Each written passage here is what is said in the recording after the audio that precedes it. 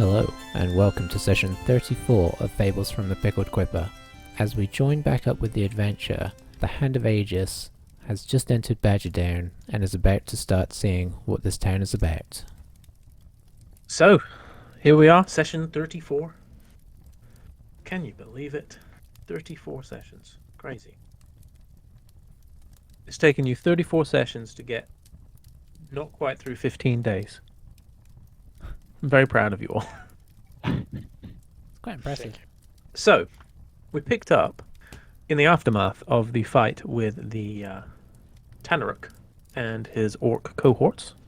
And then the party ventured on through the tunnels, started to become enveloped in a mist that grew thicker and thicker, and took on an octarine color, which is to say a cross between purple and green. Every second, there was like a rumble in the ground, persistent. And after a bit of nervousness, the party advanced to find themselves at the base of a huge wall. They were met by some very surly-sounding gnomes, but were pacified after a brief conversation with Cosette. And then the gnomes sent for someone. A tiefling appeared, red-skinned, fairly small horns. She talked to you far more comfortably in common than the gnomes on the wall had done. Introduced herself as Voyage, the ambassador of Badgerdown. Was convinced that you were not only not orcs, come to loot and pillage, but that you had dealt with the orcs, and as such welcomed you in. And before inviting you to meet members of the conclave, she said that it would be good for you to clean up in the embassy. As we get started, let me return you to Badgerdown. The smoke, and well, not smoke, the sort of the mist, fog, smoke type thing that filled the tunnel on your way in.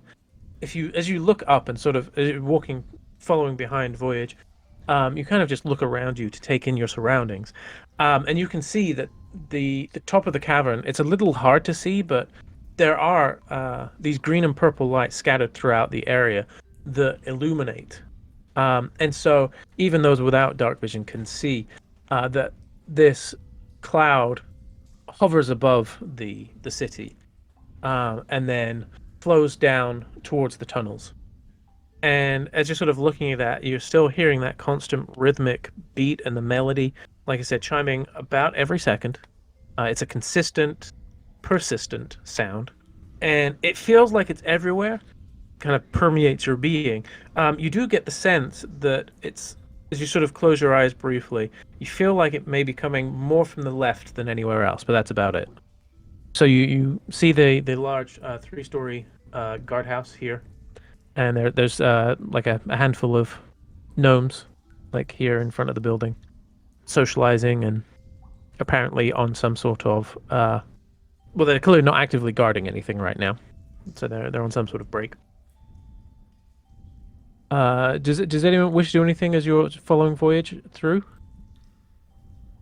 What's the, like, is it a sort of 99% gnomish population, or is there a little variety? That just from what we're seeing. Make a perception check. 10. Looking around, you see.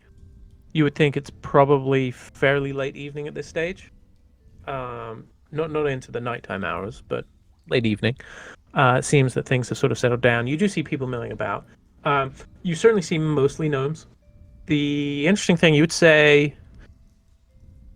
probably the majority of the gnomes are actually Svrfneblins, which is to say deep gnomes. Shades of greys, some almost all the way to black, some fairly pale grey. You do also see some that you would recognize as rock gnomes. Every now and then, you see someone who isn't sort of 3-4 foot tall, like Voyage, who stands out figuratively and literally, as you know, sort of closer to 6 foot. There's the occasional elf or human that you see milling around. Not many, but yes. So certainly, you would say the majority, without a doubt, is gnomish though. Okay. I would also like to, as we're walking, just um, try to like listen into any conversations. Since I think I'm the only one who speaks Gnomish. I may be able to, Okay.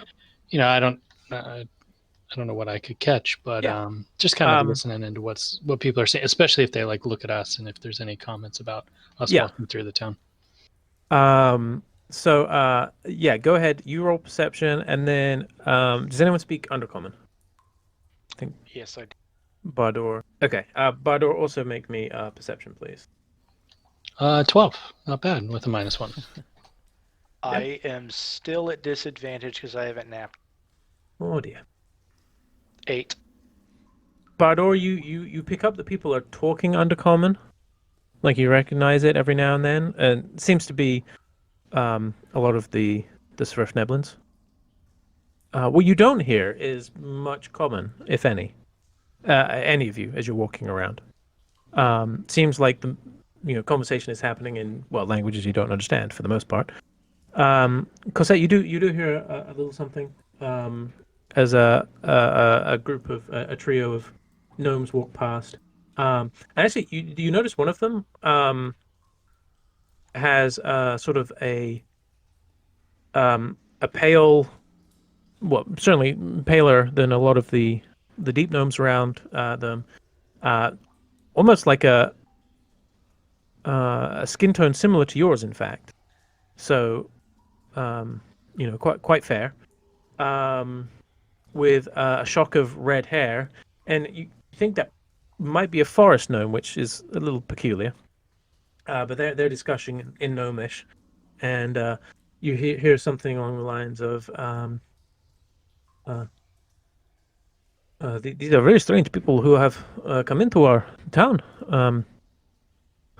And there's sort of like a brief moment. You kind of catch that, and you look over and you see like these three gnomes who have just sort of stopped and are staring at you, and then they realize that you're looking at them staring at you, and they sort of like, oh, quick, pretend you're doing something else, and They say suddenly that. walk off. Yes, they literally say that in Gnomish, and then they sort of like all hurriedly look in different directions and pretend to not be in conversation with each other. But that's about the only thing you pick up on the walk there. Most people are just sort of like eyeing you as you go through.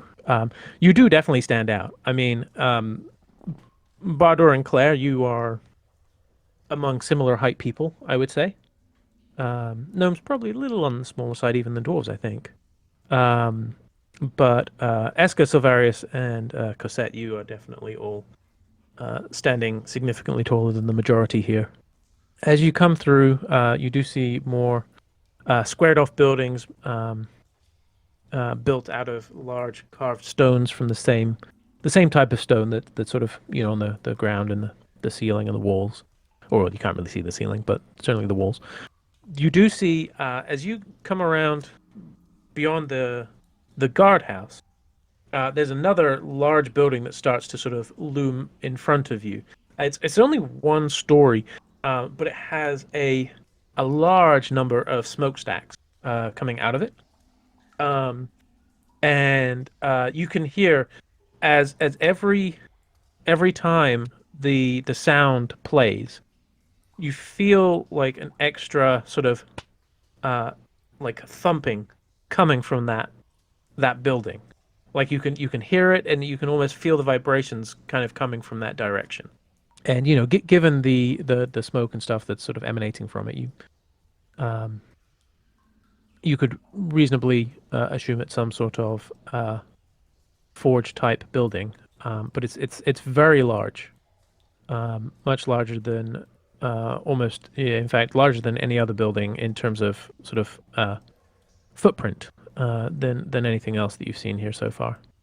And then there's this huge stone pillar to your left that reaches from the floor up into the smoke and away, presumably all the way to the ceiling.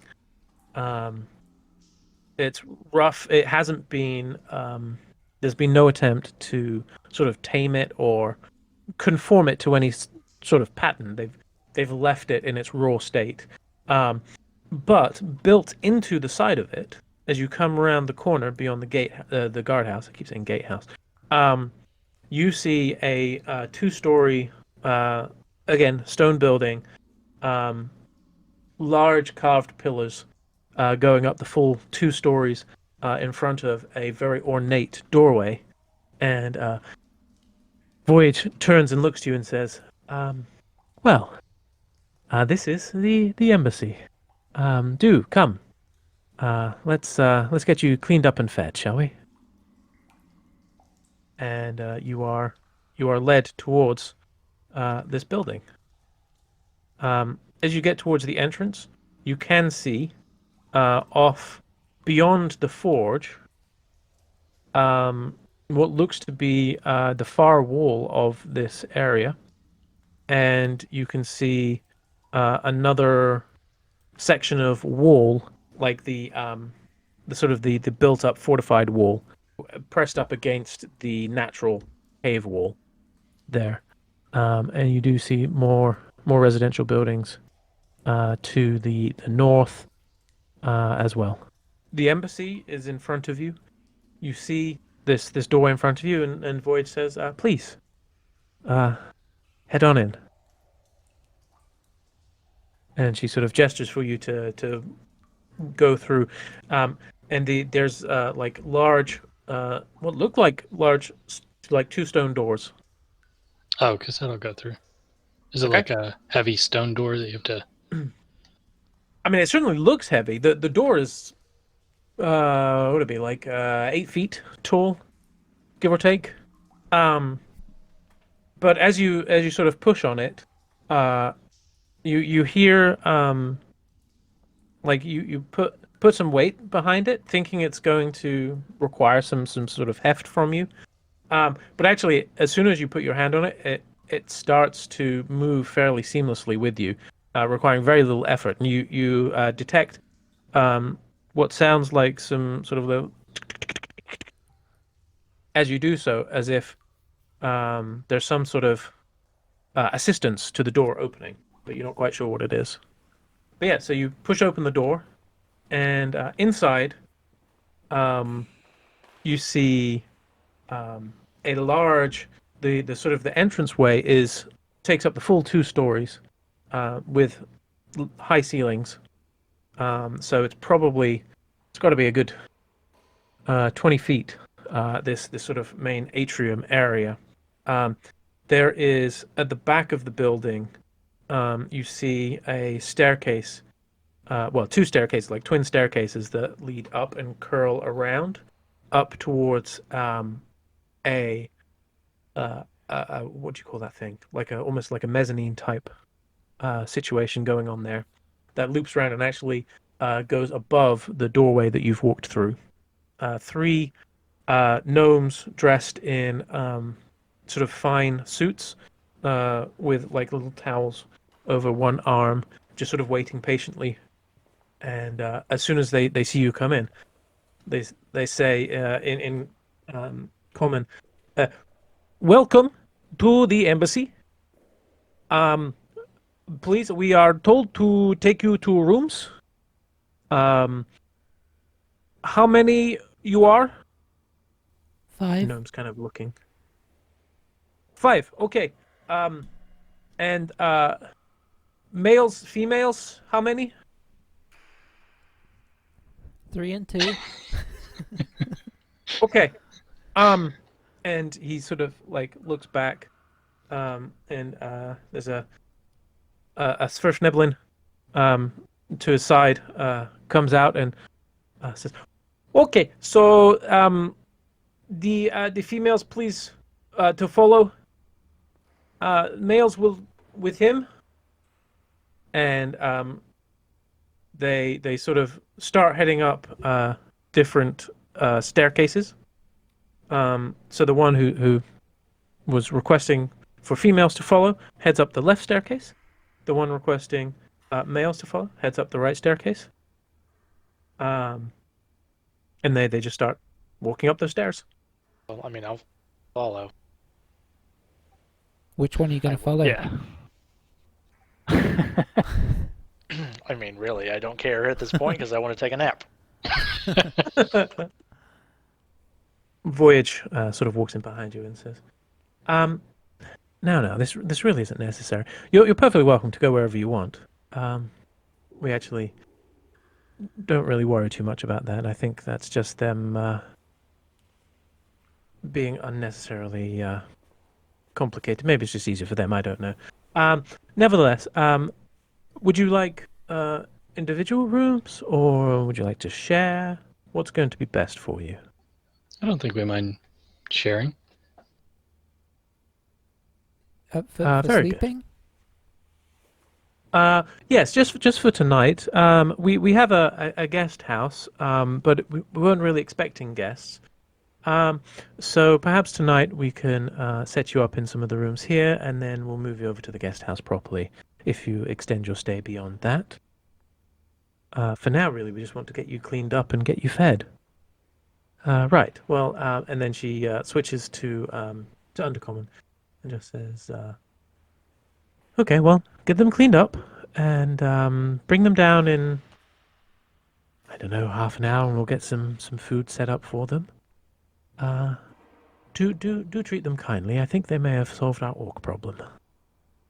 And she sort of sweeps off out of the room down a corridor to one side, to the left, as you enter on the lower floor.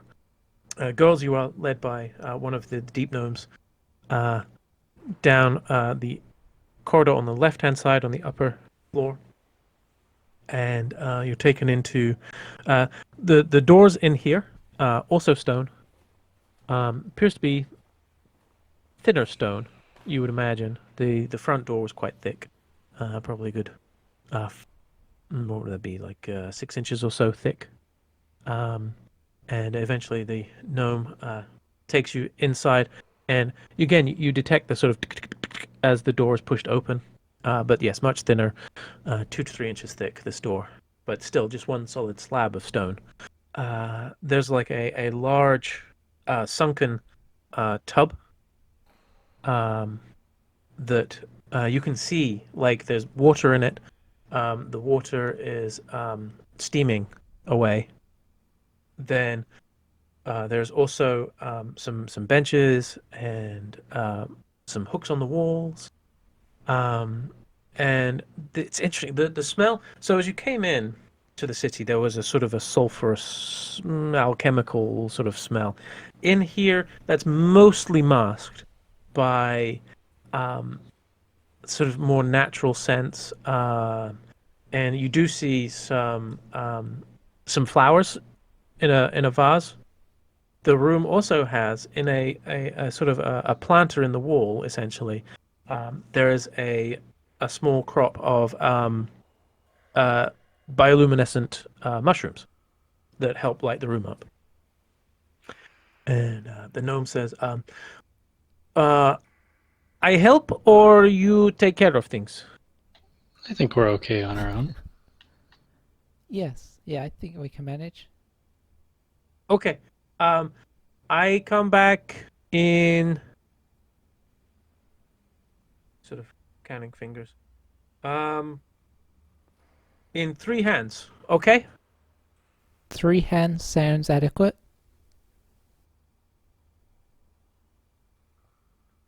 Okay. And there's sort of like a slightly muted bow, and they sort of scurry out the room. Meanwhile, on the other side, Silveris, Bador, you are taken into a very similar room. Gnome sort of like looks at you and says, "So, big tub, you hang clothes, you get in tub, scrub. Don't eat the mushrooms." There's no offer to assist. The gnome just leaves. I'll watch him like walk out, and I look over at Bardur with this just a almost puzzled look.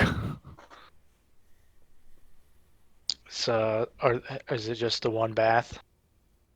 Yeah, I mean it's I mean, it's like a large hot tub essentially. So you could comfortably fit like 6 people in there. Um, so but yes, there is just the one tub in each room. When you say comfortably, Phil, I don't think there's going to be anything comfortable about this. It depends on the comfort level of the people involved. I guess that's fair. You could physically fit, with room to spare, at least 6 people in there. Is that a better description? So Varius, after his puzzled look towards Barder, kind of like, how well lit is the room? It is well lit. Some of the light comes from the bioluminescent mushrooms, but there's also just a lantern hanging from the ceiling that sort of emits more of this sort of octarine light. It's a little strange. This because the light is all in sort of shades of green and purple since you've arrived. With the exception of Almost like a room lit by like a black light. it's not quite that fierce, I guess, in terms of the because blacklight can be quite jarring. It's not quite that intense a purple, but it is like the color sort of constantly shifts as you move around between those greens and purples, which is a very different experience. Bardo, it certainly is different. Yeah, it is. Been underground quite a bit, but this is new to me too. And so Varus, he is going to start taking some of his armor off, and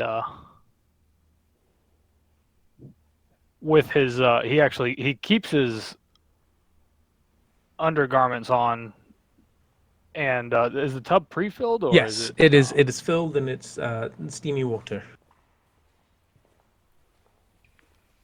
He's actually gonna like dip into the steamy water and get his clothes like submerged and start just trying to like cleanse some of the filth and muck off of his undergarments.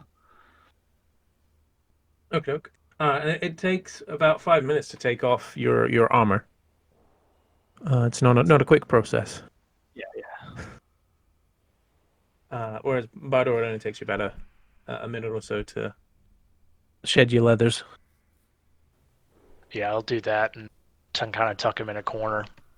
And I actually do have a backup pair of clothes. They're not as technically nice. Yeah, they're just common clothes. I'm gonna slip into those. Are you going to cleanse as well? Yes. It's the hardest question I've asked him in ages, apparently. It is. Well, it's one of those things where I'm like, okay, well, would I? No. Would Bardor? I don't think he'd care. So yes. Okay. So yeah. The water is warm. Not it's very warm, but it's not to the point where you're like regretting getting into it. And you do get a little bit more of the sort of the sulfur smell. Not necessarily in a bad way. It's just sort of there, but it feels after 3 days on the road with battles and sort of just. I mean, you're both used to this as adventurers, but this feels just luxurious. You feel energized and refreshed, despite the slightly odd situation of sitting in a hot tub together. It does feel good to be able to sort of just wash the road off. I mean, there will be silence on my end unless Silvarius is in the talkie. At this After what they've been through, he's just sitting there, kind of like head tilted back a little, like eyes closed, and sort of literally soaking it in. Fan art very much welcome and encouraged. Yeah. Bardor and Silverius in the tub together. I picture Awkwardly not facing each other in separate corners. I both picture them wearing those like old timey like long john like Yeah. underwear, Uh-huh. like really old fashioned. Yep. I mean, that's And on a Dragonborn, that would look even better. Yeah. not so long johns on Bardor. Yes. Best middle johns. Yeah, right. So meanwhile, on the other side, how are you girls getting on? Claire has zero qualms about immediately starting to just strip off her armor. She's kind of looked very glum and has been kind of not really paying attention to the conversations that have been happening around her, kind of just floating along with the group. And at the sight of the steaming water, it's like a little bit of like vitality comes back to her, and she's immediately just robotically stripping off her armor. Yeah, I think because that's the same because she's probably had to do, group baths and stuff. So she doesn't have any qualms about it in her training and stuff. So And again, I would say probably Claire, because you're sort of in a bit of a daze. It probably takes you a couple of minutes to get everything, sort of get the armor off. Need any help Cassette, there? you're also about 5 minutes. Need any help there, guys? Claire doesn't answer. She's just letting everything just fall right where it comes off. She's not tucking anything away neatly. She's not really, caring about her setting her armor down gently or anything. It's all falling off until she is completely stripped down and immediately goes into the water and submerges her head. Does she stay submerged? Is this the last time for we see her? like a minute or two, and then she'll pop up. I assume there's some uncomfortable glances between Esker and Cassette. yeah, I During would get those couple concerned of after about minutes. 12 seconds. Yeah.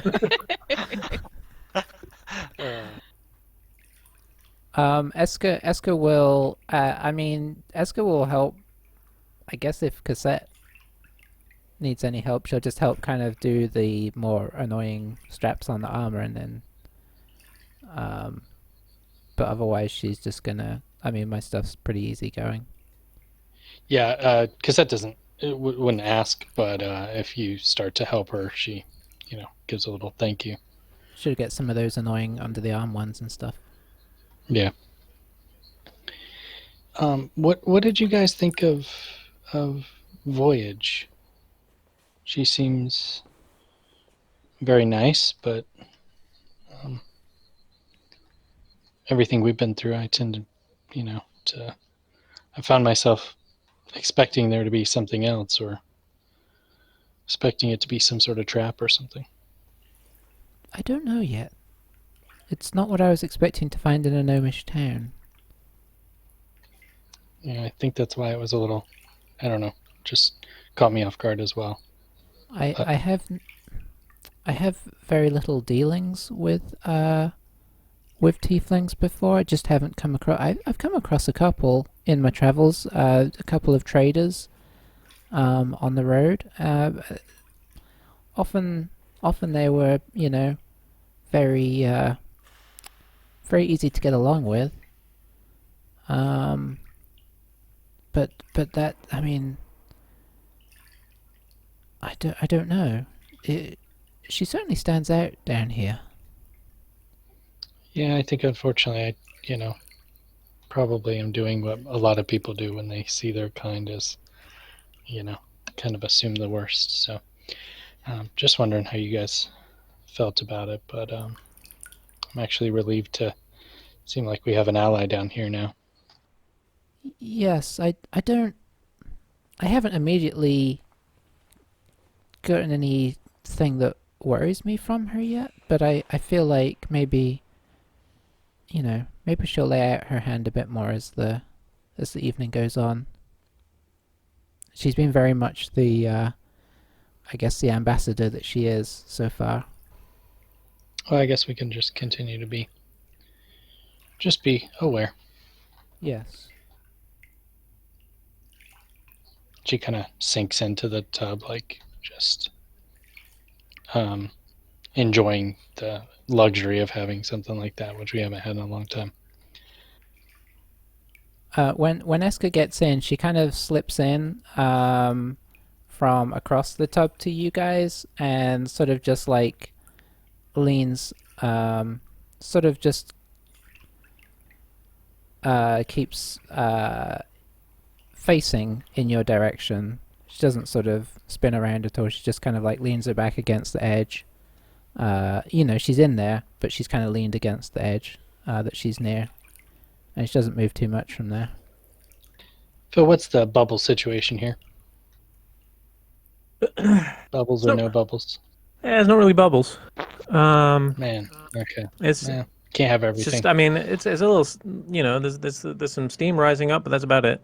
I attempt to cast Druidcraft under the water. I don't know that those are the kind of bubbles I was hoping To for. what end? I mean, it says such as in the descriptions of things you can do. Uh-huh. I'm sort of trying to channel a little bit of airflow from my hands under the water. Uh-huh. Sure. You can create 6 seconds of bubbles. Excellent. I aim them in Cosette's general direction. Trying to figure out how this wouldn't look like a fart, and I'm struggling. That's what I'm. Yeah. Well, after I've done it 5 times in a row, hopefully they get the... Aska, are you feeling okay? Over in Silvarius and Bardor, there's 6 seconds of the same thing going on But without Druidcraft. without Druidcraft. It's really, his eyes squint at you. It's Druidcraft, honest. It's the Yeah, classic right. D&D excuse. I too am just relaxing right now and not even looking. I'm just kind of have my eyes closed and looking up too. So I don't notice Silvarius's stink eye, as it were. They worded. Nah, figured you'd like that, Eli. Yeah, on the girl's side, Claire has unbraided her mounds of hair and is dutifully trying to scrub herself until she looks like just freshly pink. She's scrubbing like as hard as she can with just her hands, just to try to get everything off. There's some little like niches carved into the edge of the tub, and there's some little what look like little fresh bars of soap that were there. So you do have soap available. She will cast Mage Hand and make the little hand float over and grab her a bar of soap and bring it back. Claire, are you okay? I'm just tired. Are you still dwelling on what happened earlier? A bit, I think. I mean, I don't blame you. I just,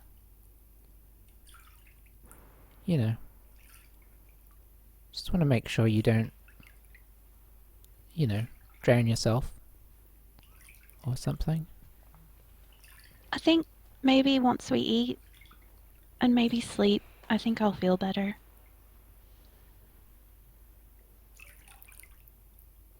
Well, if you, if you feel like it's crowding in too much, let us know.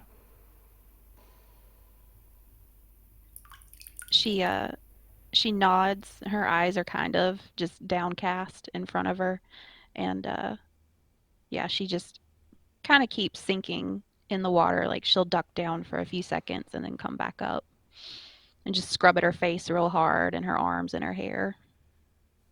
Are those bubbles powerful enough, Cassette, or did you want the next level? I do also have Gust at my... No, these are. Oh boy. It's not really enough of a hot tub experience for me. But, yeah, because that's pretty quiet. Other than that, she's enjoying the kind of getting a moment to stop and think too. So she's kind of reflecting on what happened and coming to terms with it as well. I think overall probably Eska's doing the same once she's checked on Claire. Because we've kind of come off the back of a couple of pretty rough days. So afterwards she'll probably just get out, wrap her cloak around her, and try and, once the others have got out, probably scrub her clothes a little bit, and then... Yeah, I don't really have a process for drying them. I guess... Casca. Yeah. Is there anything in the room that looks like it's sort of intended for helping to dry towels or clothes or anything? There are some hooks. That's about it. Yeah, I guess I'll just sort of... I suppose what I'll do is I'll scrub them off and just kind of like lay them out and then just sit in my cloak. Okay. So after about 15-20 minutes have passed, you hear a soft knock on the door. Hello?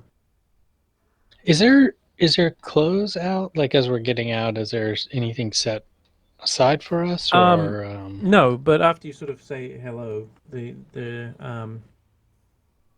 what you take to be a female gnome opens the door, and she's holding a bundle of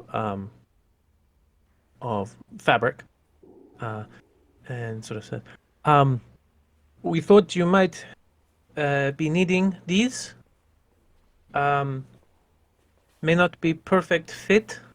Sort of looks around a little anxiously. But better than dirty, yes? And just sort of pops them down on one of the benches. And said, I come back in 5 Fingers? minutes. And take you to dinner. Okay. And doesn't really wait for a response, just scurries out. Are these all gnome-sized clothes? So they certainly tend on the smaller side. They do anticipate a certain amount of non-gnomish guests, but you get the feeling that they were still made by gnomes, and therefore, they kind of get into a habit. So they've sort of been made in between gnome and sort of human size, which is probably fine for Claire. If anything, a little long. And so it's just a simple sort of fairly simple dresses. They are all made of the same fabric, which appears to be actually the same sort of fabric that Voyage was wearing. It's a sort of a nice sort of silky green fabric. Based on the sort of person you think it was intended for, it probably would have been close to floor length. So for Cassette and Esker, it's probably still like, probably just below the knee. So it's not like it's scandalous or anything. Being given sort of dresses from the 1960s. So. Cassette's a little disappointed when she picks it up and Yeah. realizes it's a dress, but doesn't wear many of those. But I'm hoping they she will, gave these to the guys as well. I can't wait to see them. Claire was gonna put on. She actually has spare clothes in her bag, but seeing the dresses, she doesn't want to be rude. So instead of putting on her own clothes, she will put on the dress. Okie dokie. I was going to have to put on wet clothes, so Eska puts on the new stuff. It's awesome. The dresses are not as finely made as Voyage's dress. Hers had like nice trimming and stuff. This is a much more simple design. But you know, it's nice enough. You put those on. A couple minutes later, the female gnome comes back and says, "Okay, we go this way now." And you're encouraged to follow, and led back down the staircase into the main sort of atrium area. On the guy's side, again, sort of 15, 20 minutes after you've been in there, there's not even a knock. The door just opens, and the first gnome that you saw, I grab my sword, like pointed at the door. he just sort of comes in and says, no need, put down. And he sort of looks over at the mushrooms just to check that none of them have been eaten. And then looks back and says, okay, so you clothes. And he just holds a bundle of brown fabric, places it on the bench, and says, I come right back. And he heads out. Zavarius kind of looks at Butter and looks at the clothes, and I suppose we are expected shortly. and he gets up and he starts to take his wet clothes off, and he's just doing this like kind of nonchalant soldier's mentality. He's seen other boys before. As if you are, I don't know if you're even at all looking, Barter, but No. as Silvarius takes his clothes off, you don't look. So Yeah. No, I'm not gonna. Yeah. I mean, because I basically am just in my own world right now. So, and it's not because of like any weird shame thing or anything like that. It's more of a just like, whatever. But Yeah, we so were at that about to point- find something vital out. Quick, look. Not even a little bit curious about what a dragonborn looks like. one of the most muscular butts you've ever seen. Yeah. I mean, you could like cut glass on this thing. Dear Marge, No. you have a butt that won't quit.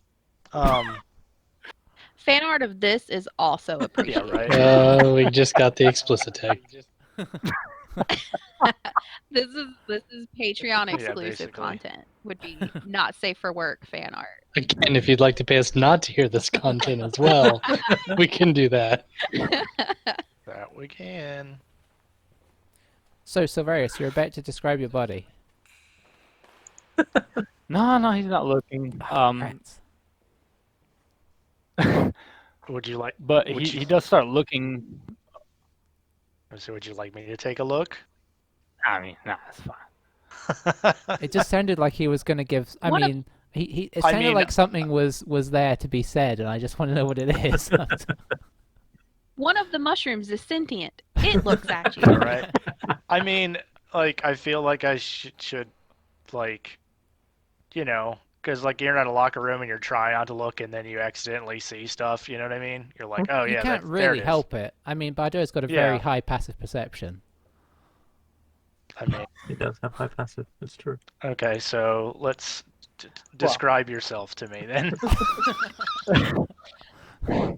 6-pack for days, rippling chest. Now, there is, however, as you would even possibly just notice it,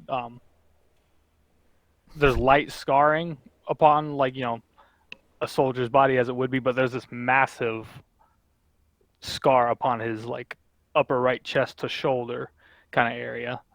Not a typical scar, but it would be known as a noteworthy one. You don't have to ask about it. But where was it at again? it's kind of up on his like his chest up to his right shoulder, and it's like I said, it would have been a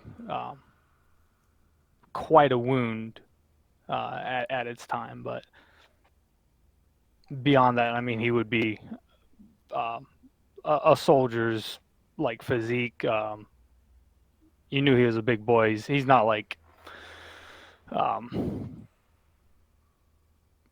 would say he's not actually like super shredded, but he is like scaly, like a dragonborn would be. Scaly. Yeah, scaly. Yeah. Well, But he starts to ungarb and gotcha. picks up the other garb and fluffs it out and looks at it. What did they give So us? it's a fairly simple looking brown tunic, and you sort of pick it up. You sort of hold it up, and realize it would probably come down to your mid thigh, and you sort of like shake it to look at it, and then there's a sort of a soft thud, or no, not thud. That seems far too aggressive. Like a sort of a little plop. And you look down, and there's a little black bundle that was associated with it. And so you pick that up, and it appears to be some sort of like Thong? tights or leggings, or something like that, that are clearly intended to be worn underneath this tunic, thus making it slightly less scandalous. Bardor, if you go over to pick it up too, you realize this comes down comfortably to your knees, and therefore is well designed for someone of your size. Well, But well, the leggings are soft and wholly foreign to both of you. This is formal wear of a sort that is well outside either of your comfort zone, I would imagine. Awesome. You would notice too, then I would assume, to a certain degree, that Bardor does not have a six-pack, at all. Might even say it's a little bit of a beer belly. And he has a scar that runs down his left side, basically like right under the armpit, basically all the way down the hip. You two are a mess. That's Eli. Jesus. Yeah. Yeah. So, since you had said that, I was like, oh, okay, well, there is some scandalous things going on with the Bardor as well. If you, but again, you don't have to actually say anything about that either. As Zovarius kind of sees that, he's like fluffing his clothing out and looking at it and catching the glimpse of the scar. He just kind of utters, You have a trophy upon you, I see.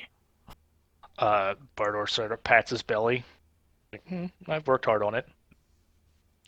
A little more to the side. and he You're gonna say- gestures like, I thought you were going to say a little more to the south for a moment. Oh boy. Yeah. So look down, like, yeah, that wasn't a good day. They usually never are. Does remind me, however. and he puts the tunic down and starts kind of like rifling through his gear, and he pulls out the blue dragon scale, and he kind of like chucks it over to Bardor. I meant to give that to you as a trophy. Do I catch it? Yeah, I would say to make a dex check, but I mean your dex is good enough, and that you're not very far apart. Also, you feel rejuvenated enough that you no longer have a point of exhaustion. Oh my. That's some good water. Yeah. I mean, compared to what you've been dealing with, I mean, it's just off the top of my head, I'm finding it hard to imagine a time when Bardo would ever have been as luxurious as this. It may have happened, but this is nice. Yeah, this is definitely like a spa treatment. Catch the scale. I'll look at it, and I won't make eye contact with Silvarius, but I'll nod earnestly and say thank you. You've more than earned it. Just remember and use that as a memory of what can be overcome. Something greatly affected you back there. Need not dwell on our failures. And that should remind you of your success. Again, thank you. I will try to do that. He picks up his tunic and he starts looking around the room and he's like, By the way, have you seen a restroom in here? I'm continually fascinated by the way you managed to work that in care. I know. I love the in person, Like, it's the in character. continually amazes me you are able to do that. Sounds good. These toilets Sounds are good. incredibly small.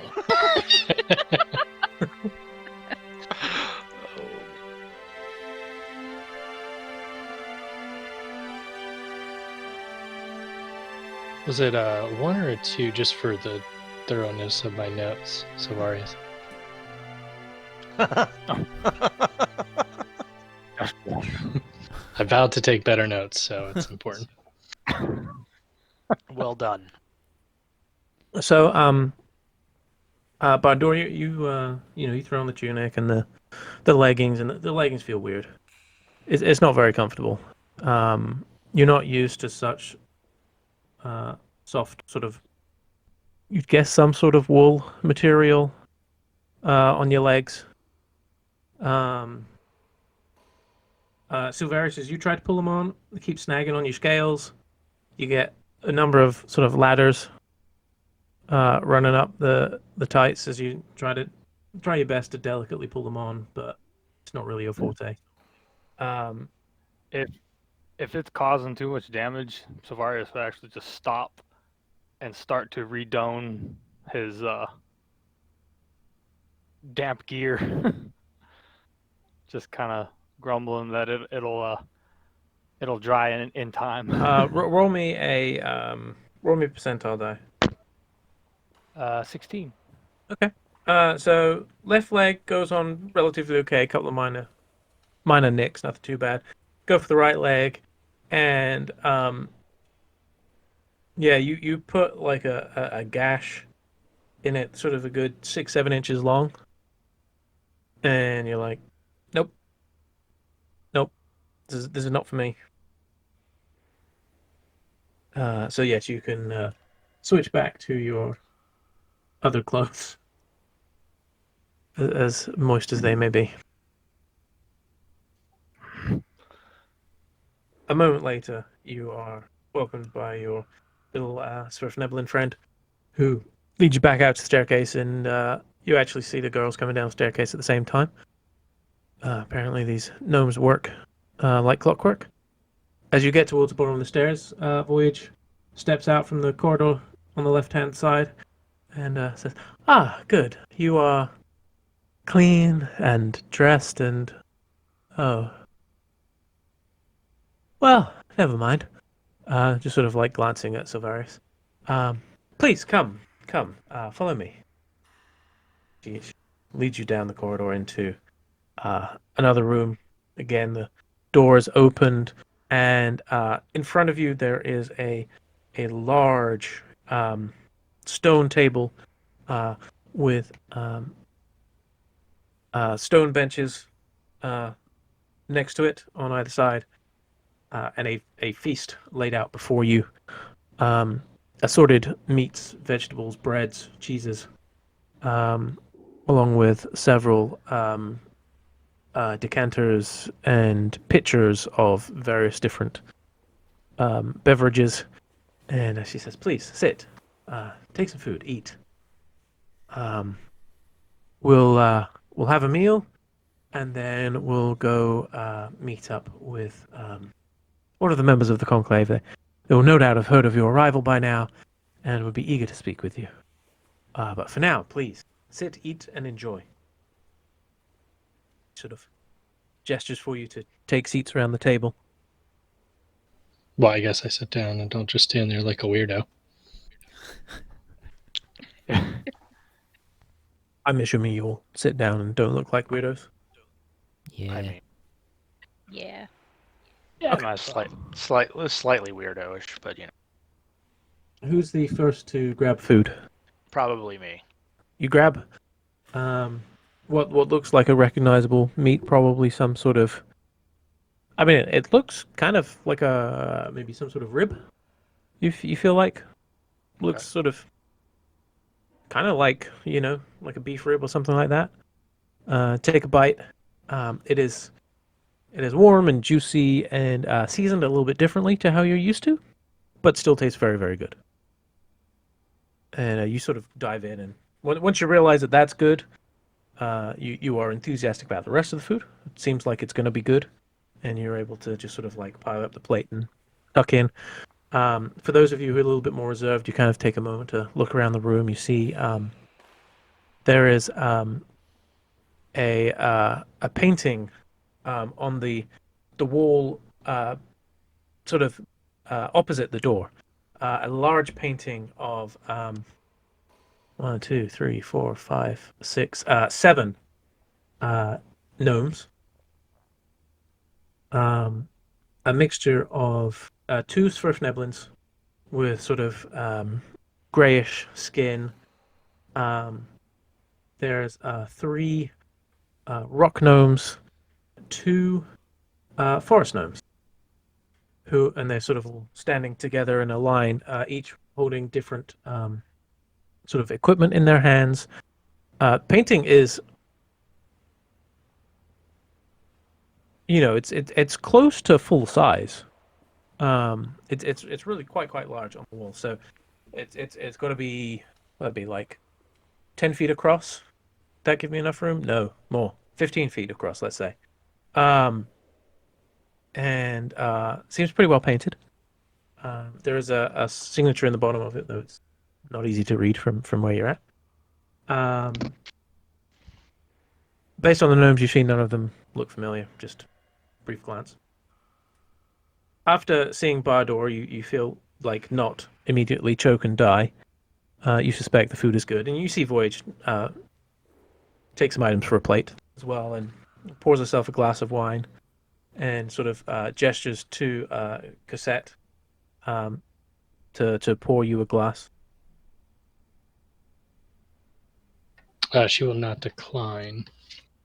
Okay, so she doesn't drink alcohol very often, but she pours you and she sort of like eyes you up a bit and kind of pours you a fairly modest glass compared to her quite full glass. It's red wine of some sort, and it's sort of a period where you take some food, and there's the sort of comforting silence around the table of people who are eating a very good meal and feel no need to ruin it with conversation. Eventually, the eating kind of slows down a little bit, and I'm sure some are eating more enthusiastically than others, as is your ways. But after sort of like the eating slows down a little, Voyage says, perhaps I should tell you a little bit more about Badgerdown now that you're here. I get the impression that you maybe weren't quite expecting all of this. Would that be accurate? I think that's fair. Yes, the gnomes here are incredibly industrious. I ended up here completely by chance. I'm not sure how familiar you are with tiefling naming conventions, but my name was this is not my birth name. It is a name that was given to me after some years as I sort of developed a personality, I suppose. And I was always struck with a wanderlust. And one day my feet led me here. And I just was so enamored with the place. I haven't really ever left. It's been a few years now that I've been here. The gnomes were very gracious and welcomed me. I think my ability to speak Undercommon and Gnomish helped. I'm not sure if you've noticed, but they're not overly. Well, some of them don't really speak the common tongue, having spent their entire lives down here. It's not something they've really needed to use. So yes, if you are able to speak Gnomish or Undercommon with them, I think they would find it easier for them to converse, at least. Although inevitably, then, if you don't all speak that language, you have to explain what's happening. So I'll leave that up to you. But yes, Badgerdown itself is a remarkable place of creation and innovation. The artisans here are just some of the most ingenious folk that I have encountered on my travels. The sound that you hear is one of the early creations when the town was established, and she sort of pauses for a moment, and already the sound had become sort of background and you were becoming accustomed to it. But as she kind of points it out and pauses, again you hear this rhythmic sound, and you can't hear the melody quite so well here inside the stone walls, but you can always feel the vibrations. She says, yes, this was encouraged after the early settlers here, who had found a couple of good veins of good materials for their work. They kept crafting at different times, different rates, and it was creating really quite significant headaches. And one of the Swiftneblins created this vast. It's known simply as the Music House, and it's placed up against the other large column of rock that you will have seen on your way in, and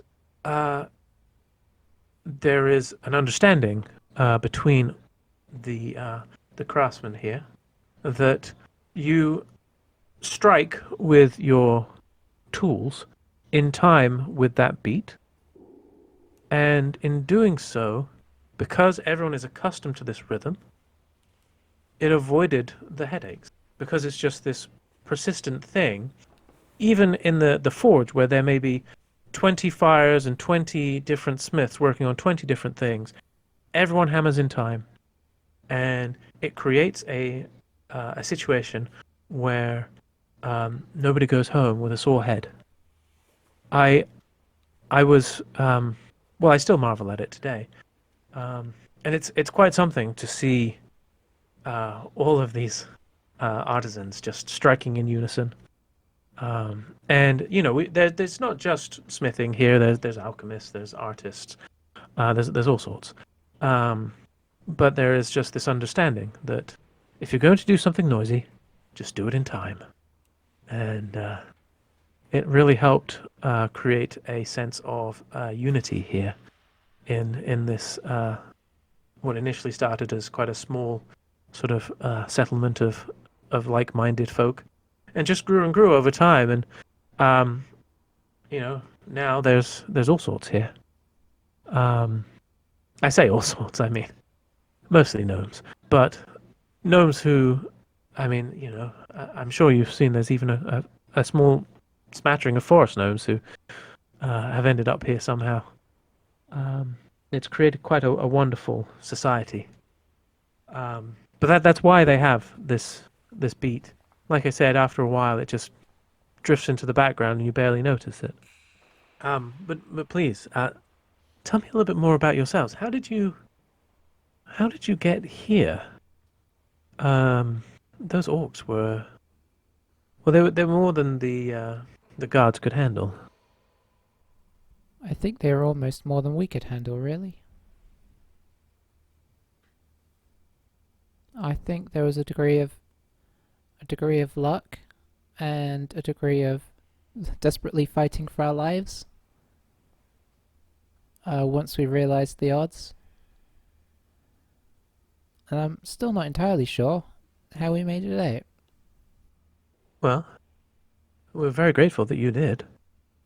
It seems like it was some sort of, I don't know if it's the right way to put it, but some sort of orcish cult. Well, certainly such things exist. So I could believe that. It is, and that's, if anything, slightly more troubling. We had one of our scouts was able to return. Many did not. And spoke of their leader, who was short and very dark-skinned. You dealt with him as well? When she says that, Claire, who had been kind of happily munching her food, kind of just goes a little still, slightly looks a little queasy, and picks up her cup of wine and just kind of takes a few hearty sips. Yeah, I believe we did. I don't think any escaped. And you see her look sort of visibly relieved. This is good. They had been pillaging the trade routes and surrounding areas for a while. Particularly fond of gems, I believe. They gave no real indication of purpose or intent, other than, wanting to take things. It is good that they are no longer threatening us, and I'm sorry for your. It sounds like was a difficult battle. I mean, I would expect it to be. I'm certain that the conclave will be eager to reward you for your efforts. Well, once we're done eating, we'll track one of them down, and we can speak with them and discuss what should happen. But your efforts will certainly not go unrewarded. What was he? Their leader, do you know? I've never encountered one of those things before. What do you mean by what was he? Well, he sounded orc adjacent, but not orcish. There was a smell upon this creature. Fiendish. Oh, Some sort of crossbreed, perhaps. interesting. And when we dealt with him, there was no corpse remaining. And you see her white pupils sort of narrow slightly. That could be a problem. How familiar are you with the nature of fiends? How familiar are we? Yeah, question. I can sense them, but I don't know how familiar I actually. I would think, Bardo, you may have encountered some low-level fiends rarely. I think those who have like Clericus and Silverius, just because of your background, you would have a fairly at least a basic knowledge, since this is sort of like one of the notable enemies of good, would be fiends in general, and so being sort of like educated in by your various religious factions, this would be something that you would understand a certain amount of knowledge of fiends, have a basic understanding of the difference between devils and demons, that sort of thing. But you wouldn't necessarily know everything about them. You just sort of picked up various bits of knowledge that were important. Yeah, I think that's probably fair. Yeah, I would say Cosette's probably like been taught a lot about how to detect them and sense them, but in the field probably has not encountered them I very would often. assume probably the same thing for Claire. Silvarius's would be just book Right. education, just studies. So mine, I guess, whatever it would be I have with them would be the exact opposite. It would be practical, a little bit of practical, but no real knowledge on anything. Mhm. Certain fiends, depending on how powerful they are and how strong their tethering is to their home plane, when they are slain on this prime material plane, their essence will return back to their native plane.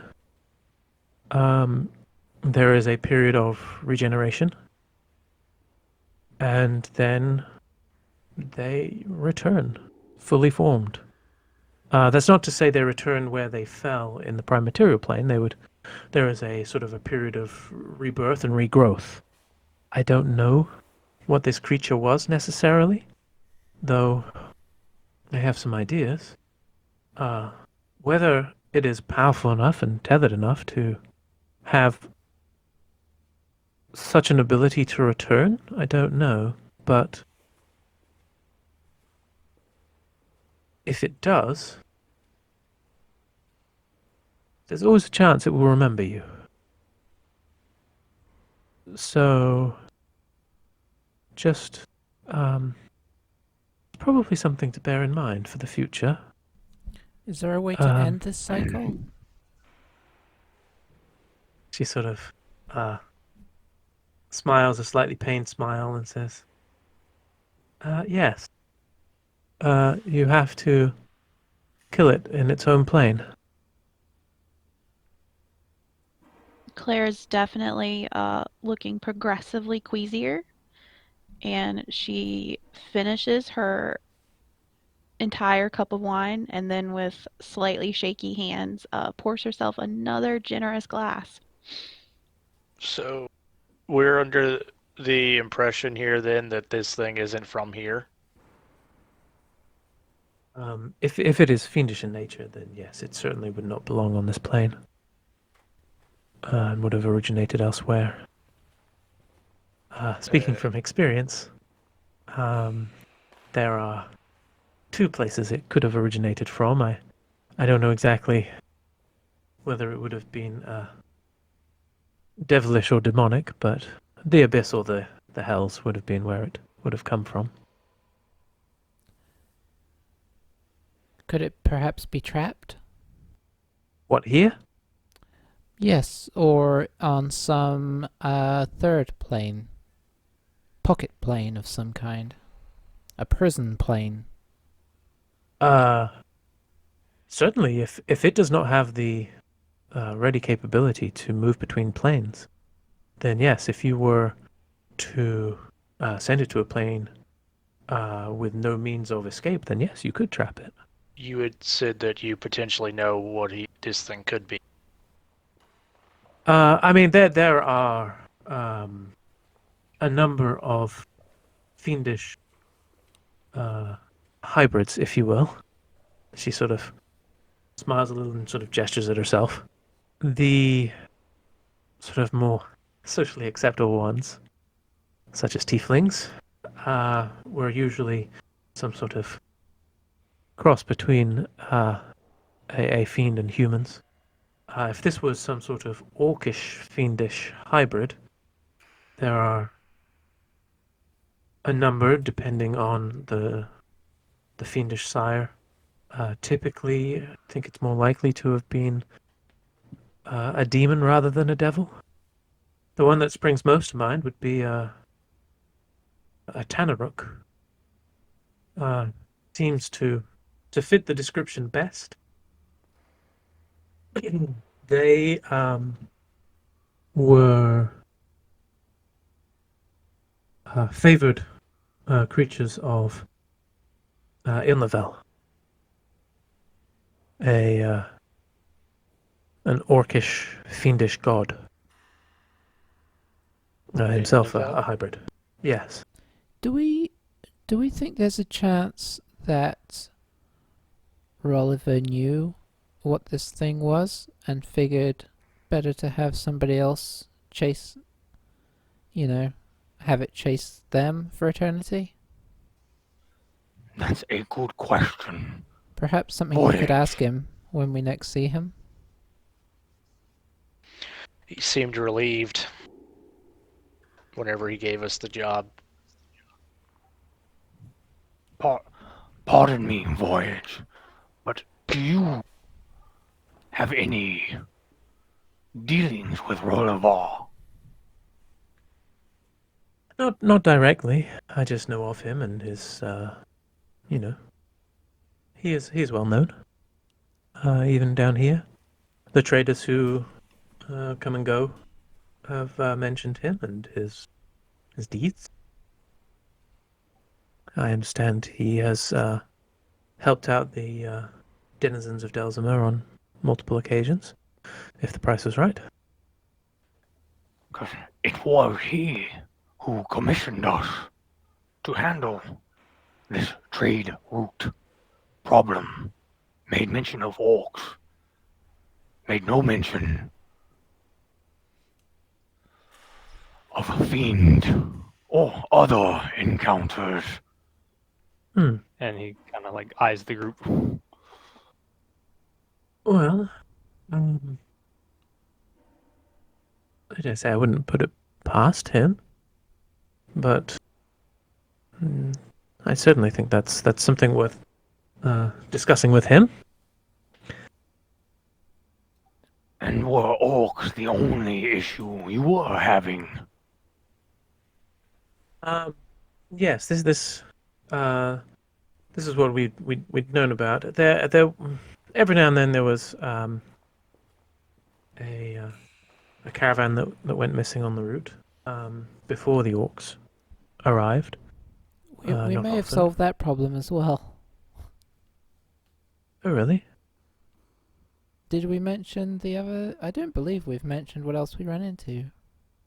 No, we haven't had the full chance to get your full story. A little ways before we came upon the orcs, maybe a day or so before. It's hard to keep track down here. Yes. We were ambushed by a young dragon. Oh my. Yeah, we thought that was going to be the real tough point of the trip, but I don't know. But yes, it crawled up out of one of the abysses and jumped us in the night. Oh dear. You really have been through a lot, haven't you? It's been eventful. I'm pleased to say that, despite their efforts, at no point did the orcs ever breach the walls here. We haven't been able to maintain our fortifications, and we are safe here, at least. Which means, as long as you stay here inside these walls, you can probably count yourself safe for now. Do you have what happens? I saw a wall, just beyond this building. Does that lead up and out again, or? So that would be the eastern road that heads to a vast array of mushroom farms. Actually, I'm sure eventually the caverns leave out, but lead out. But it's not a road we recommend. That's a pity. Yes, no. Unfortunately, the best way out is the way you came. I thought If you're it looking probably would to be. see the sun again.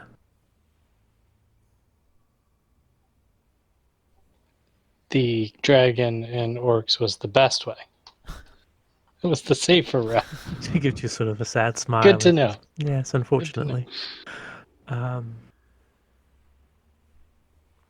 Yes, it is. Well, there's a reason we have walls and guards. So I think for now let's take a break. I hope you're staying for at least some time tomorrow. We could perhaps talk some more. But I feel I would be remiss in my duties if I didn't take you to meet one of the conclave.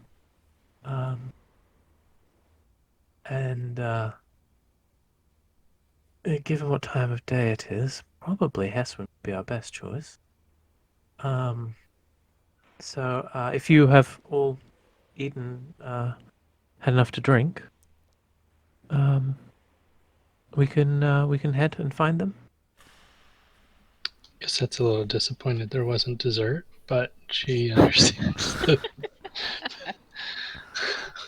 we are on kind of a timetable here. Right. Let's head. If you be so kind as to follow me again. Let's go find. I was going to say our leader. We have a few, and lead you back outside the embassy, back out onto the wide streets of Badgerdown.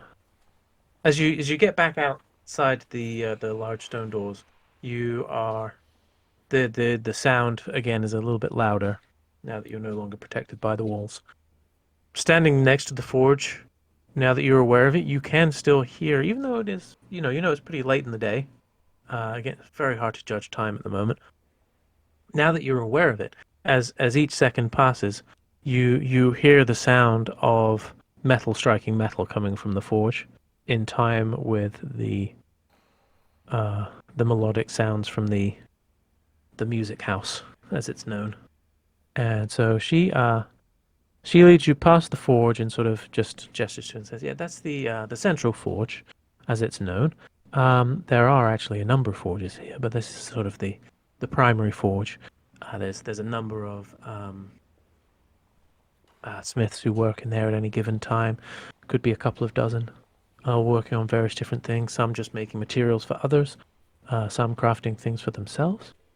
But yes, if you're looking for sort of metal, sort of traditional metal work, that's the place to go." And then she just sort of points out, these are sort of various residential buildings. She leads you further south. So she keeps leading you south and just points to a one-story building that's just sort of ahead of you to the south. And she says, "So just so you know, that's the guest house ahead of you. Should you need anything, you can, or should you be staying longer, that's where we'll set you up in there. It's there's a number of very well-appointed rooms for you." And she continues leading through, and you can see, there's a lot of the houses seem to be sort of multi-family almost like condos, basically. Everything's very sort of geometric. There's a lot of straight lines, to an extent because that's sort of the easiest way to just carve rocks and make them stick together. And eventually, she brings you down to this corner here and says, here we go. This is where Heswin dwells. If you would just wait here for a moment, and you're sort of in this little, almost like a little plaza type area with a number of residential buildings off here. There's a two-story building that's sort of directly south of you, that has stairs running up on each side of the building to more like homes up in the second story. And she goes and pushes through the first door of this building to your southwest. It's a one-story building. Again, everything is sort of the same. It's a little monotonous. Some of the buildings here because everything is made of the same stone. There's little variation at all, and so your eyes sort of get tired of seeing the same texture over and over again. But it's a very modest building. There's no sort of great ornamentation like you saw on the embassy. There are windows that appear to be, sort of paved with glass. And you do see as she goes in, there seems to be a sort of like an entry space and then multiple doors leading off there. But you can't really see what happens. The door closes before you see where she heads. And a moment later, she comes out with a Svirfneblin, with a sort of a dark gray, almost mohawk, and black cloak and gear. Skin is actually very, very dark. And they're wearing a set of goggles on their head as they come out. As they reach you, they sort of lift the goggles up and sort of prop them up on the forehead, and you see that the skin underneath is actually much lighter. And before sort of properly introducing themselves, they take out a pair of gloves and put them on. Eventually, they sort of look at you all and say, hello, I am Heswin. It is a pleasure to meet you all. I am told that you have dealt with the orcs. For this, I am thanking you. And they sort of walk up to first one who sort of looking left to right is Eska, and they sort of reach out a hand, a gloved hand, to sort of go for a handshake. Eska reciprocates. Hello, Heswin. Eska. Eska, okay. And moves down the line, goes up to Cassette. Hello, Heswin. And sort of, reaches out a hand to Cassette to shake. Oh, she'll shake her hand, Okay. sorry. Moving down the line, goes up to Claire and sticks out this gloved hand again. She'll reciprocate. Claire. Okay. Moves down to Bardur. And again, gloved hand. Heswin. Shakes hand. Hello, Bordor. Barndor.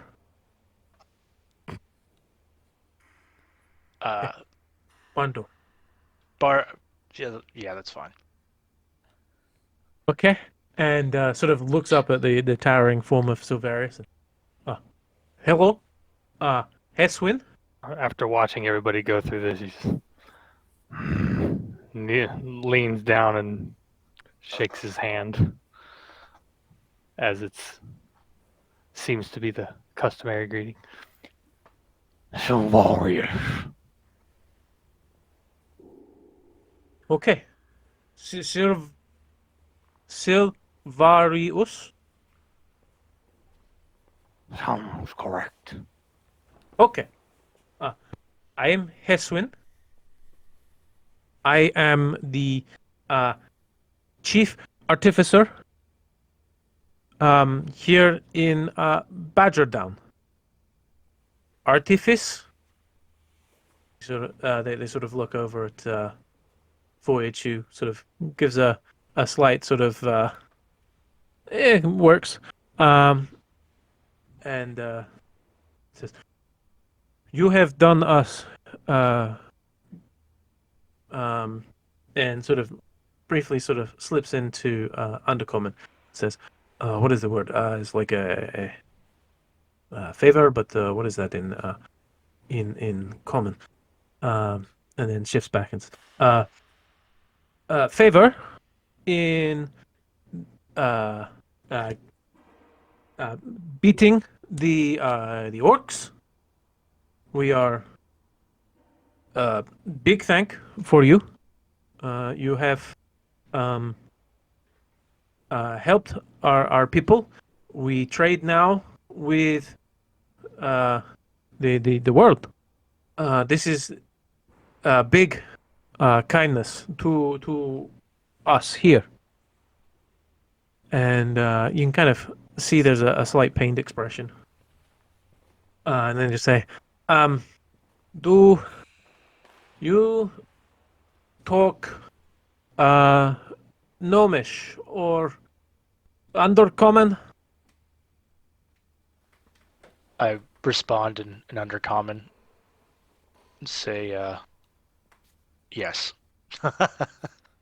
And you Just see relief sort of come over their face. Like, okay, thank you. This is much better. I can talk a lot better in Undercommon. It's a lot easier, more natural for me. I'm sorry, we don't get a lot of common talk down here. It's nothing personal against you and your friends. I hope that you don't mind sort of explaining to them what's happening, but it is so much easier for me to talk to you like this. Okay. Okay, so here's the thing: the taking care of the orcs is a big deal. Okay, for us, we are not able to deal with them. They are bigger threat than we are used to. Our military is not really military so much as just people who got tired of hitting anvils and such. So they're not very well trained. The equipment is good, actually. It's very good, but it is they're not very good at using it. They put on a good show. I'm sure you noticed that at the gate it's a little intense. You know, we have all of the crossbows pointing at you and so on. We've drilled that into them. Point the crossbows at them. Point the crossbows at them. It's a scary thing when you're defended by the wall and you have the crossbows coming down. Anyway, I'm digressing. So the point is that we lost a lot of good gnomes dealing with these. But the rest of you, like the other four, there's just this sort of never-ending stream of to you basically gobbledygook. You just have no idea what's happening. But Heswin is just visibly more comfortable and confident, become more expressive. They've actually just in the process of talking pulled out a pipe and lit it mid-conversation. And pretty much the only time they're pausing at the moment is to sort of take a little puff on the pipe and then keep going. Anyway, what I'm trying to say is you've done us a huge service, and we definitely want to repay you. Understandably, we lost a lot of goods.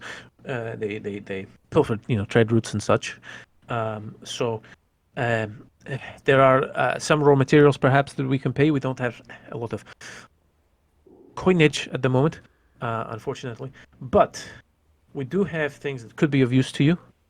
Probably the best thing would be tomorrow. We can look around the market, go to the meeting house, and you will sort of see Heswin point towards a large building, sort of due west of where you are right now. This is where where everybody meets.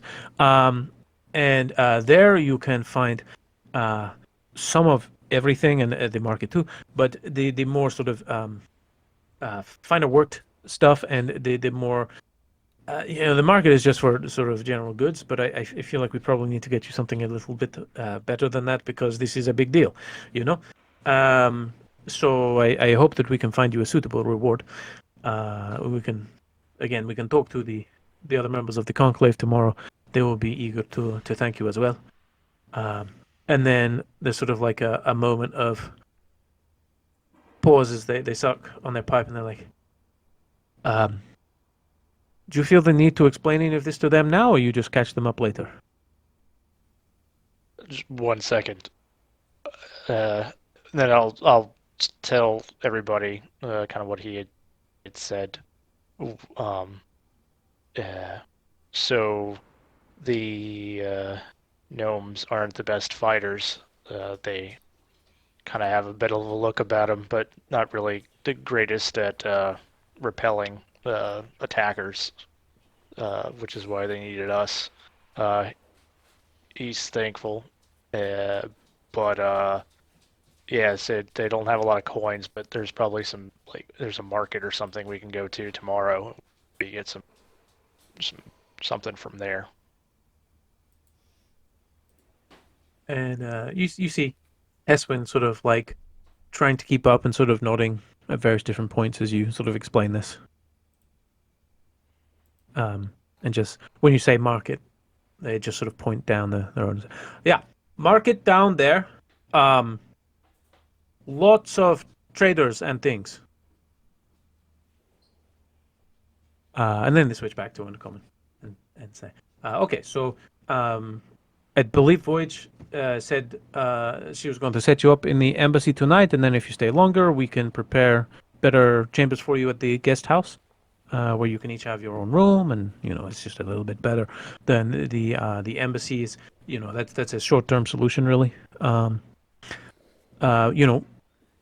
mean, I think honestly, it's been a while since we've had outsiders here. People are going to want to meet you and talk to you and find out about you and hear about your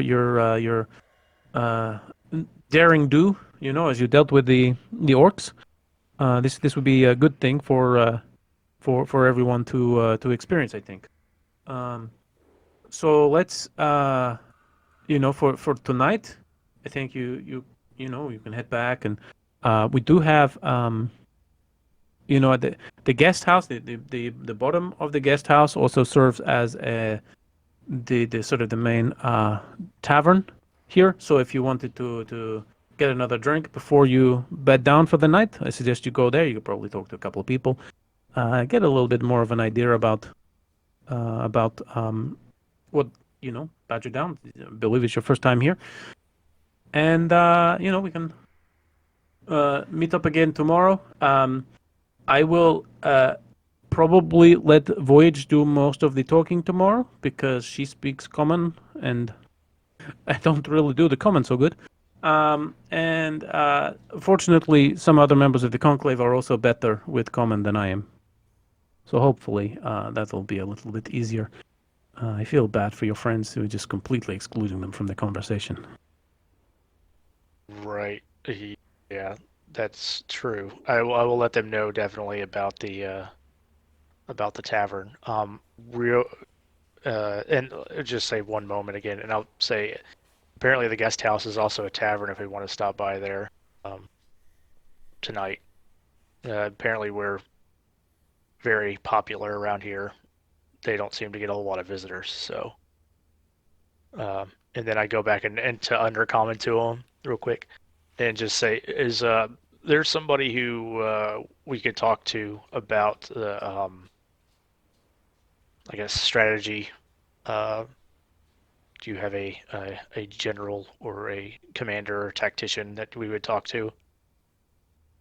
We don't really have anything like a general. That's a bit too, militaristic for us. We do have, there was a traveler who stopped by here some time ago, and before the orcs arrived, and obviously did not want to leave.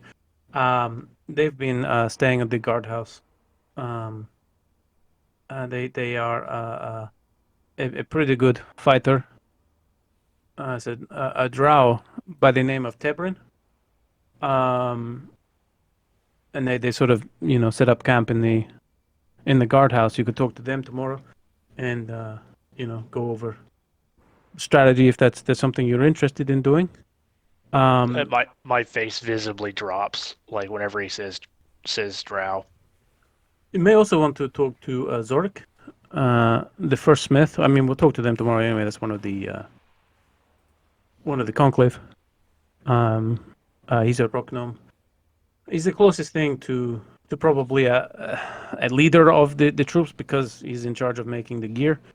But yeah, they don't really, it's sort of like led by committee to an extent between the guards.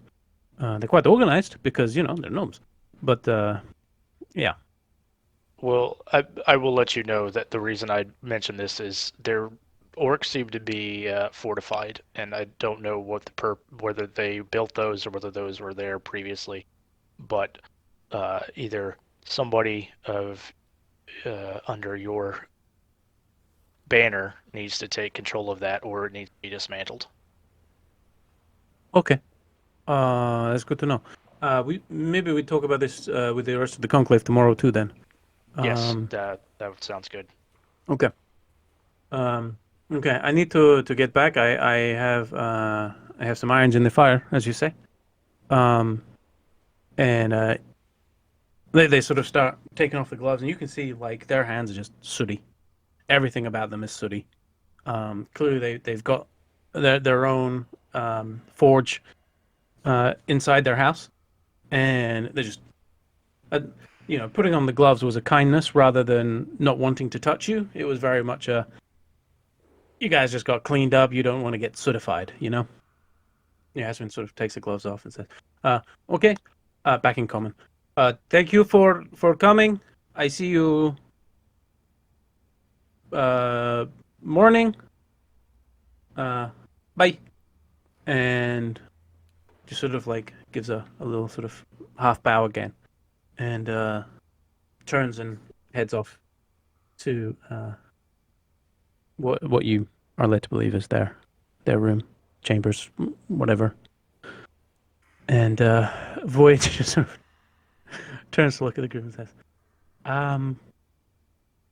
yes, Hesman's quite talkative. So, what would you like to do now? Partake in the tavern, or do you want to go to bed? I guess what time does it feel like? As you sort of, I mean, you can kind of even query that out loud to an extent, and Void says, well, we do have a solution to that. If you don't really have a good angle from here, but the music house, part of the setup there is a large clock built onto the side of that pillar. If we just move over here, we should probably have a good angle. And you actually look, and you look even over the guardhouse. So it's got to be placed probably sort of 70 feet up on that stone pillar. There is a large clock face that's, well, not really a clock face, just the large metal hands of a clock.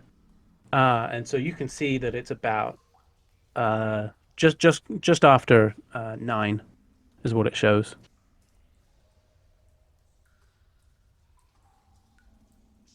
And Voyager says, yeah, there's similar faces on all 4 sides of the pillar, so you can usually see, unless the other pillar gets in the way, you can usually see what time it is. We found it beneficial down here to know, just for pattern, really. And leaving wasn't an option, I'm guessing. We're staying the evening. I mean, you're welcome to. I mean, she's not asking that to Voyage to the rest of the group. Just semi-hopefully. As much as I would like to leave, I believe we have earned ourselves at least a small respite. Okay. I will take You guys as lead then. I'm gonna go to the tavern. That's about right. To the And tavern. if you, yeah, you know, don't. I mean, obviously y'all are welcome too, but don't. If you're tired, go ahead. And Voice says, I'll be heading back to the embassy now myself. Quite enough excitement for one day. So if anyone wishes to come with me, they certainly may. But if you come on later, don't worry, you'll be shown to rooms where you can sleep, and we'll get you set up in the morning. That's not a problem.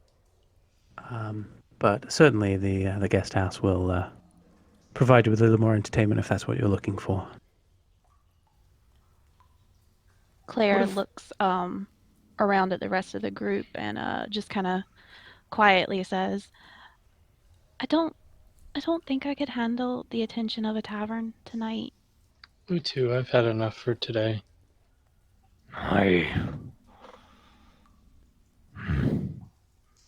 I never know if Silvarius is agreeing to something or if he's saying I and then just Oh. as long Silvarius pause. I thought that was just along to various Yeah. points, but I thought it was the letter Yeah. I, and then I never know which one it's gonna be.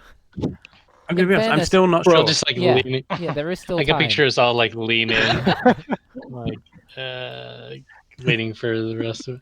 Does he look like he's still gonna say something? We never know. He's just got a big blank lizard face. That's always grumpy.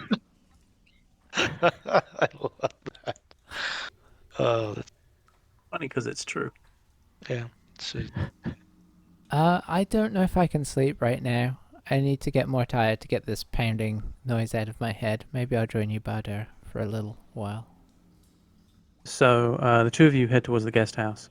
The other three, you are sort of escorted by Voyage back towards the embassy. Any conversation on your way back? I'm pondering, actually. Well, while you ponder, Bardor and Eska, you head towards the guest house. There's just a sign on the sort of the north side of the L, of the bottom of the L. God, it's complicated. That just says the guest house, carved into the stone. Not particularly, when there's only one, it doesn't really matter. You don't have to go all out with naming. And you see familiar stone door underneath, and I strongly suspect that it's Bardor who goes in first. And as you open the door again with ease and a familiar clicking sound, you're greeted by a fairly raucous crowd who have probably been in their cups for a little bit already. There's a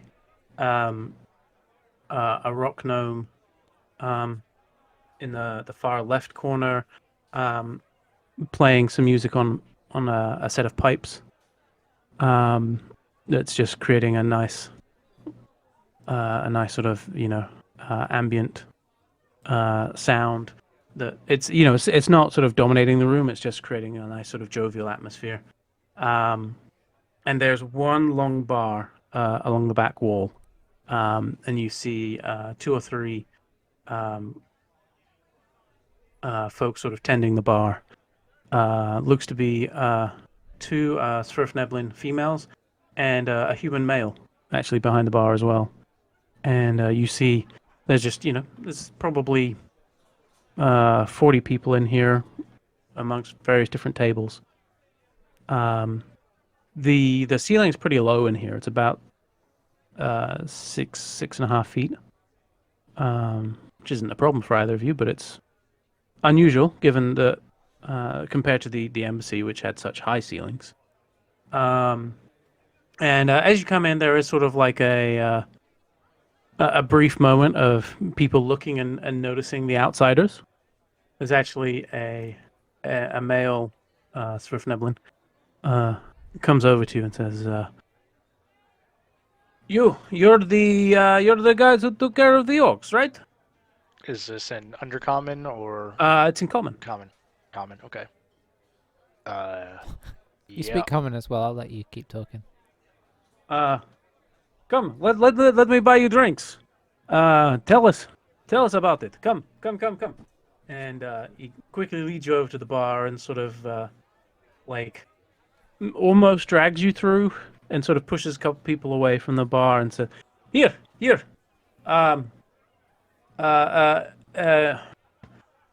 And he sort of pats his chest and says, I, Llewellyn, will buy your drinks. You are now my guest here in the guest house. And sort of looks at one of the gnomish bartenders and says, I need 3 whiskeys, please. And quickly 3. I was gonna say 3 shots, but these gnomes know how to drink, so it's sort of immediately just set up as 3 doubles, basically. And one is placed in front of each of you. It says, okay, so you're gonna have to tell me exactly what happened, because my cousin, he went out there and I am told reliably, he browned himself and ran away. So I know it is bad. He's not here right now. He's still getting the brown out of his pants, and there's much laughter around as he says, and quickly downs his drink. And before you're given a chance to launch into too much, I'm gonna quickly cut back to our friends heading over to the embassy. Sort of as you're getting close to it, Voyage will just say, Heswin is. I like Heswin. They are very talkative, but also they have a very good heart. I mean, most of the people here do, but there's a reason I wanted you to meet Heswin first. I knew that they would appreciate you being here. Some here are still a little bit wary of outsiders. Unless you're part of sort of like the recognized merchant guild, there's always a little hesitance. And some of your group, and she sort of looks at Silverius there and just says, are a little bit more other than they're used to. She just sort of says, no offense intended. They sort of got used to my level of other, I suppose. I've been here long enough now. Yes, well. How long have you been here? Time's a little hard to track sometimes here, even with the clock. But it's probably been 5 or 6 years now. Before that, I was on the road for 10, 11 years. Just traveling from place to place. I started all the way out in Waterdeep and just gently migrated. Do you ever see yourself voyaging off again? She sort of gives you a smile. Probably eventually. I kind of like the I feel like I'd missed the rhythm now. Maybe they can create me a miniature version I can take with me sometime. That would be nice. Just so I always have it with me. But yeah, maybe one day I'll find the urge to venture out again. And at that point, she sort of led you back to the door.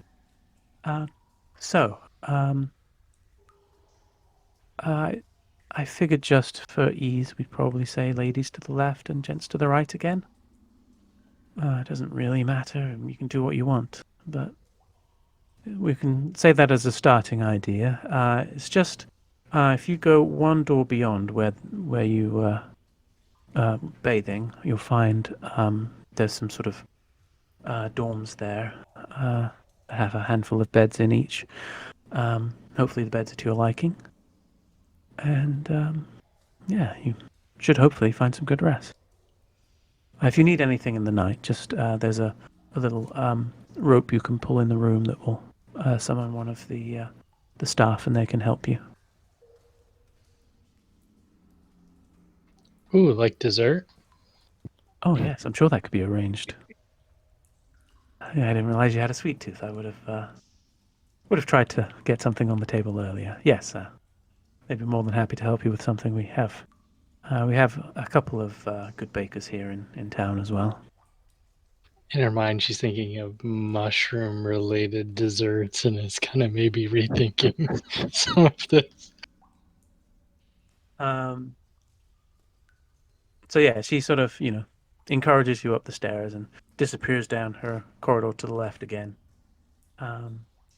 And assuming you stick to your sort of standard partnering up, would that be accurate? I would assume so. Unless Sylvaris is going to spring a surprise. Nah. So, Clarence said you go into the room, and there's 4 sort of double-sized beds.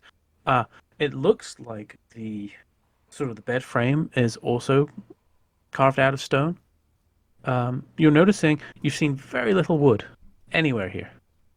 Everything seems to be either metal or stone for the most part. Like the comforter looks to be thick, brown, and woolly, and you sort of like reach out a hand to touch it, and it's still very soft to the touch. And there's not a lot in terms of decoration in here. There's a couple more of the little sort of bioluminescent mushroom planters, and there's an oil lamp that you can sort of snuff at your when you're ready. That was already lit in there. And so Varus, you have exactly the same experience. You recognize the sort of the wool to be the same sort of fabric that the sort of leggings were made of, though this is a thicker, more durable sort of use of it. But it seems to be the same sort of material. Do you guys do anything before turning into sleep? Yeah, before she gets in bed, Claire just kind of kneels down beside the bed, facing the wall, and kind of just waves her hand over the floor a little bit, and using prestidigitation creates the just visual illusion of moonlight on the floor, and she just kind of clasps her hands and starts silently praying for a little bit before she goes to bed. Cassette will kind of just, lay down and see that she's doing that and wait for her to finish. But then once she kind of settles in, she'll just kind of say, like, very softly, but just, you did what you had to do today. I know. I realize now that if he really was a fiend, then it was the only thing we could do. I mean, it means he was truly evil, but it's still just... It felt wrong in the moment, but I think I'll be able to come to grips with it. Yeah, it's. I feel like I'm having to do the same thing. So you're not the only one that's, being put in a bad position and having to do things that maybe we never thought we'd have to do.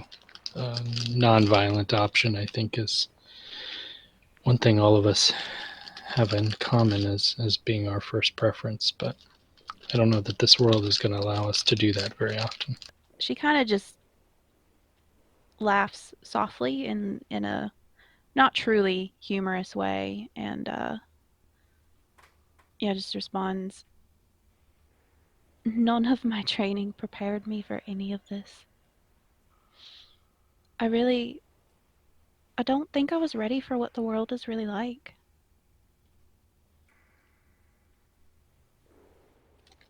Cassette laughs and she's like, yeah, it always seems so easy, so black and white when you're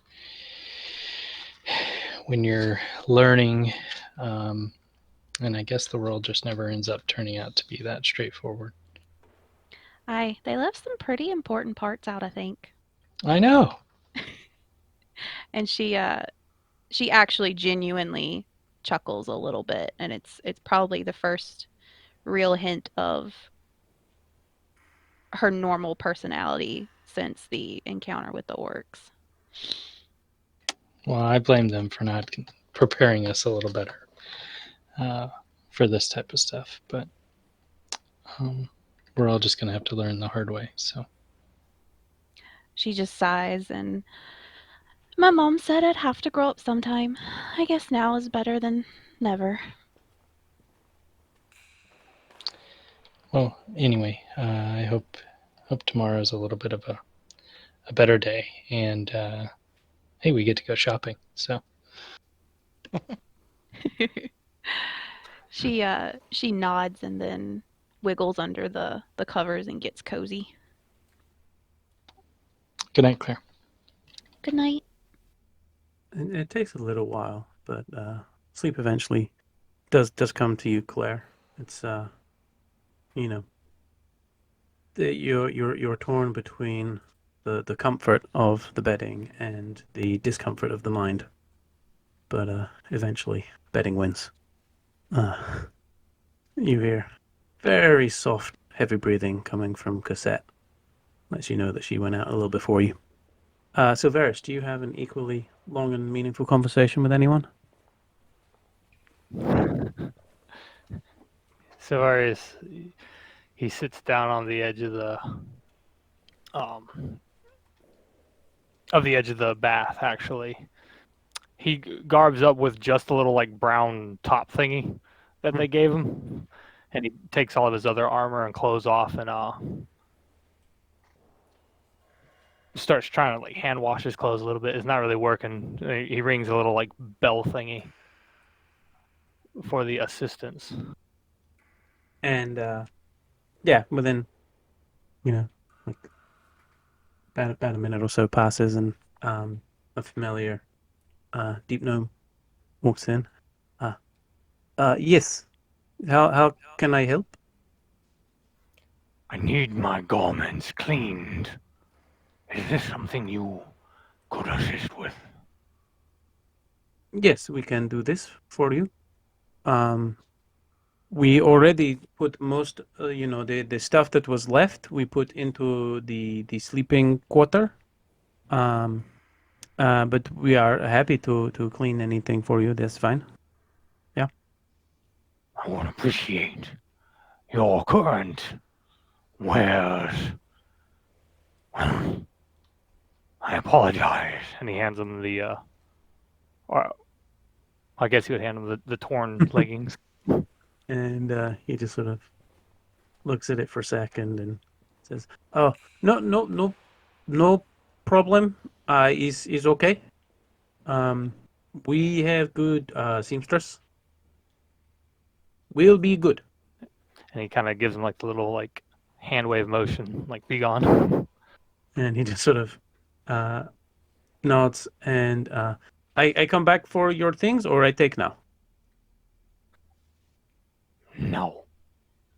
Okay.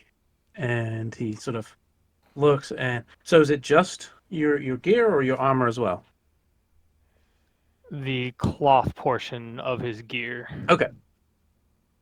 And he sort of like starts trying to pick some stuff up and reaches for some of the armor.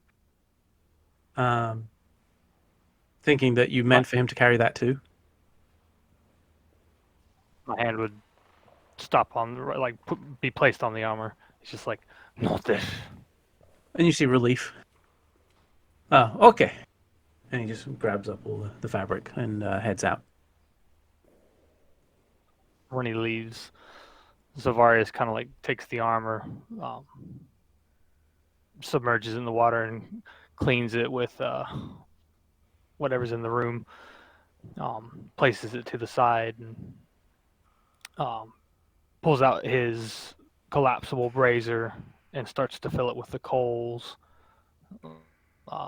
lights the coals and burns his incense, and performs a ritual casting of Find Familiar, and wants to return Kedox to this plane. You just spend some time filling up the bathroom with far better smells, as you have the nice incense that you bought from Ingfrin. As you finally finish the final incantation, there's a little pop, and hovering next to the brazier, you see a familiar pseudo-dragon. He smiles and talks to the pseudo-dragon like it's a living creature. He's just, Good to have you back again. If only it were that easy. and he gets up and walks over to the bed and lays down and just mentally tells Kedox to alert him if anything strange happens. Not Bardur, but anything strange. Bardur's fine. Strange, but accepted strange. Yeah, the acceptable level of strange. Understood. Yeah. He just sort of like nods and perches on the end of the bed, watching and waiting. And we will pick up next time with whatever is happening in the guest house. A bit of happiness for the drink, a bit of sadness for the talk.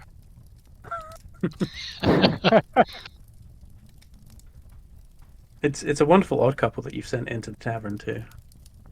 Yep. I look forward to seeing how that plays out. Yeah, that should be interesting. So some of the podcasts I listen to do like a highlight, like out of context highlights from the episode as like the intro.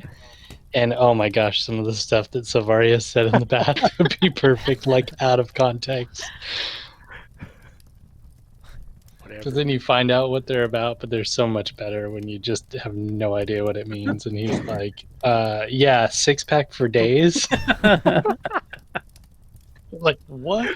Ass you could cut glass with. Yeah. Who wouldn't be like, I gotta listen to this episode? Yeah, basically. Thanks for listening, everybody, and we will see you in session 35 of Fables from the Pickled Quipper.